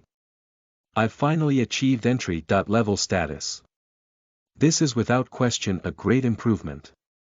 Suemo took out a piece of wood and lightly swung down with the axe. With a clang, the wood split apart. It was like slicing through water, without any major resistance during the whole process. Compared to a productive tool like this, even a chainsaw would not have the same level of efficiency, much less an axe produced on Earth's assembly line. Sure enough, other species may have physical or supernatural advantages, but humans, Human beings have always had the advantage of a brain full of wisdom and imagination, and a pair of hands to produce well-made tools. Who cares about some fireball technique? Technology is the strongest weapon. Su Mo placed the iron axe aside and returned to the living room. As expected, a new video had appeared on the TV and, using his recent forging process as the basis, it was now showing an even more standard method of forging an axe. After reading it through swiftly, Su Mo gave up the idea of continuing to study and attempt it. As humans, one should not be too greedy for meritorious work. The previous knowledge had not been fully integrated yet, and rushing to learn new techniques would be too hasty. If his foundation was unstable, it would be difficult to make proper progress in the end. Returning to the initial screen, Su Mo sat on the stone bench. He closed his eyes and refreshed his mind before starting a new recording. This time, what he needed to create were not tools, but picric acid. Although the picric acid that was made in a hurry last time was upgraded to a good quality because of the workbench, there were no additional attributes. Perhaps there was a problem with my steps and preparation methods. Even so, it was still quite powerful. However, what I need now is more stability. I must find a good way to safely detonate it. Looking at the picric acid manufacturing flow chart that he obtained from the trade with Tundra Shelter, Su Mo frowned and thought about how to make bombs. The reason picric acids were eliminated were because they detonated very easily. A slight touch would cause it to explode. Whenever it received a violent impact, the picric acid would explode immediately. Not to mention that it had no armor-piercing ability whatsoever. Moreover, if you put too much of this thing in, then you would end up within the explosion radius of your own bomb. Too little, and it would lose its lethality. Of course, the best solution was definitely to make landmines, and then lure the enemies over to trigger the explosions and kill the enemy. It's too bad that, if I want to make landmines, my crafting ability alone is insufficient, and the raw materials I have are not good enough. It seems that only the most primitive explosive packs can be used to deal with the current situation. After he figured out his plan, there was only one task left: prepare a large amount of picric acid raw materials. Just like what was required in many games, one needed to prepare their weapons and ammunition before fighting monsters. Sitting in front of the workbench, Su Mo patiently completed each step. From the preparation of sulfuric acid and nitric acid, to phenol disulfonic acid. Su Mo watched every step from the tutorial on the TV screen repeatedly, trying to achieve the best results with all his might. Finally, the prepared nitric acid was introduced into the phenol disulfonic acid. After the nitration reaction was completed, fresh picric acid was produced. This time, Su Mo looked at his production again, finally showing a satisfied look. Picric acid explosive, trinitrocresol, good, description. A strong explosive made by the entry-level craftsman, Su Mo. Hardly soluble in carbon tetrachloride, slightly soluble in carbon disulfide, soluble in hot water, ethanol and ether, and easily soluble in organic solvents such as acetone and benzene. The preparation method strictly followed scientific methods and has thus achieved a good level. Properties. Melting point. 121.8 degrees Celsius, boiling point. 300 degrees Celsius, explosion, special ability. Stability. The process of preparation was scientific and reasonable, which increased the stability of the explosive. It will never explode below 300 degrees, comment. Ignite it well, and everyone will be happy. Ignite it poorly, and the whole village gets to feast at your funeral. Although exploding at 300 degrees will make the explosive crossbow arrows a thing of the past, it has become more suitable for making explosive packs. Looking at a full kilogram of picric acids in front of him, Su Mo gently filled a small basin with all the picric acid crystals. During the next half-day, sitting at the workbench, Su Mo tirelessly repeated this dull process endlessly. Every time Su Mo wanted to give up, he would turn and look at the growing pile of yellow crystals in the corner, ramping up his excitement once again. 5 kilograms of toluene, plus all the saltpeter he had robbed previously, managed to produce a total of 30 kilograms of picric acid. After conversion, it was a full 60 caddies of explosives. With these proportions, Sumo intended to make 3 packs of 10 caddy, 5 packs of 3 caddy, and 15 packs of 1 caddy explosive packs. The former was intended to destroy enemy buildings, and the latter was to be used as a weapon in fixed locations. Explosives like these were often tied up to look like quilts in movies. These kinds of explosive packs were called propellants. They used bulk powdered explosives, spread between cloth and paper, wrapped up like a package, and then tied in the corners with rope. Sumo cut up the moldy sheets he previously used to load things into pieces and tore off the pages from the notebooks he obtained from the ruins. The picric acids were added proportionately, before being wrapped in a cloth and fastened with Scotch tape, to complete each simple picric acid explosive pack. In between the explosive packs, Sumo added in some gunpowder to ignite the explosives. Now, everything was ready. The only thing left was the fuse to initiate the explosion.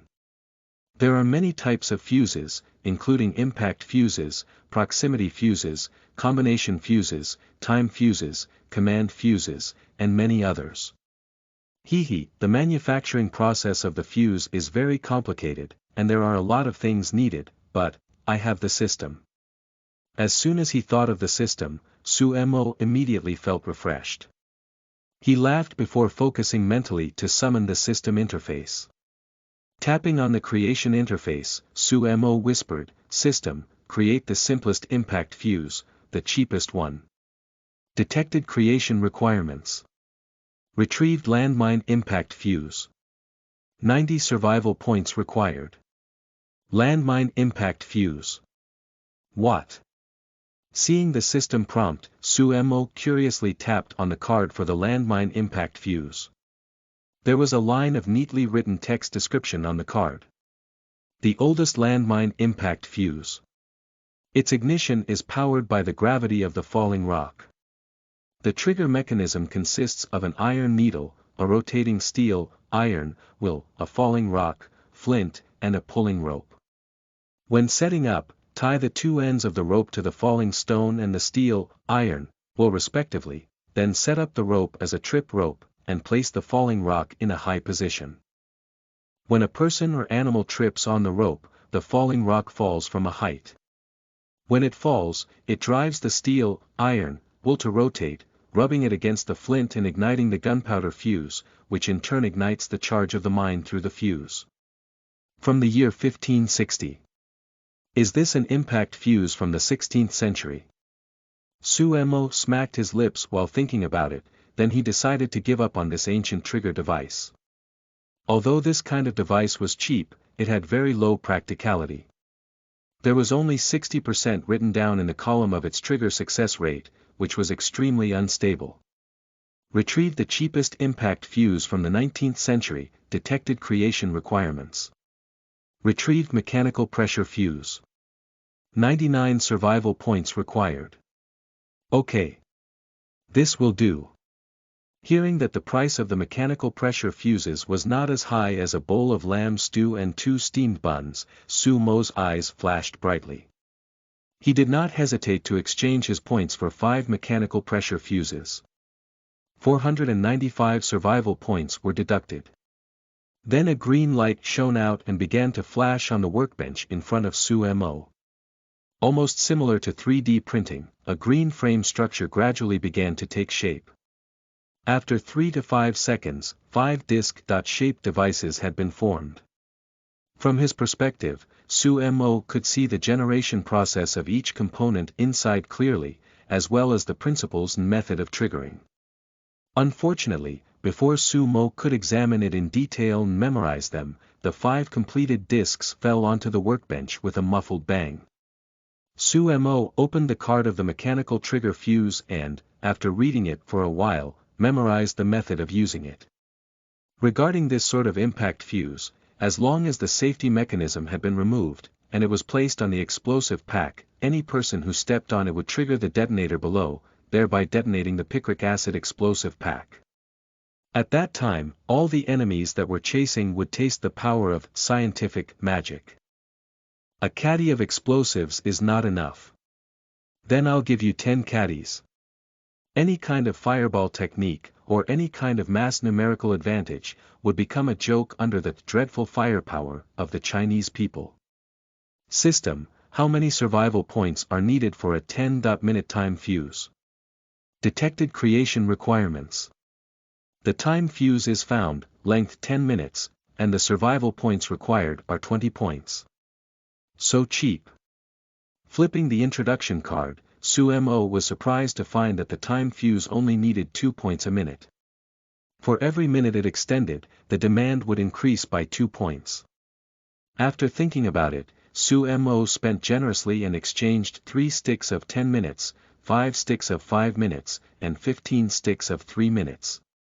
He spent a total of 200 survival points. What appeared this time was a very simple object, looking just like a string. It just needed to be ignited and it would slowly start to burn. When the time was up, it would ignite the gunpowder in the middle of the explosive pack. Boom! Turning his head and looking at the darkening sky outside, Su Mo mouthed the word, boom. It won't take long, early tomorrow morning, I'll let the kobolds know what art truly is.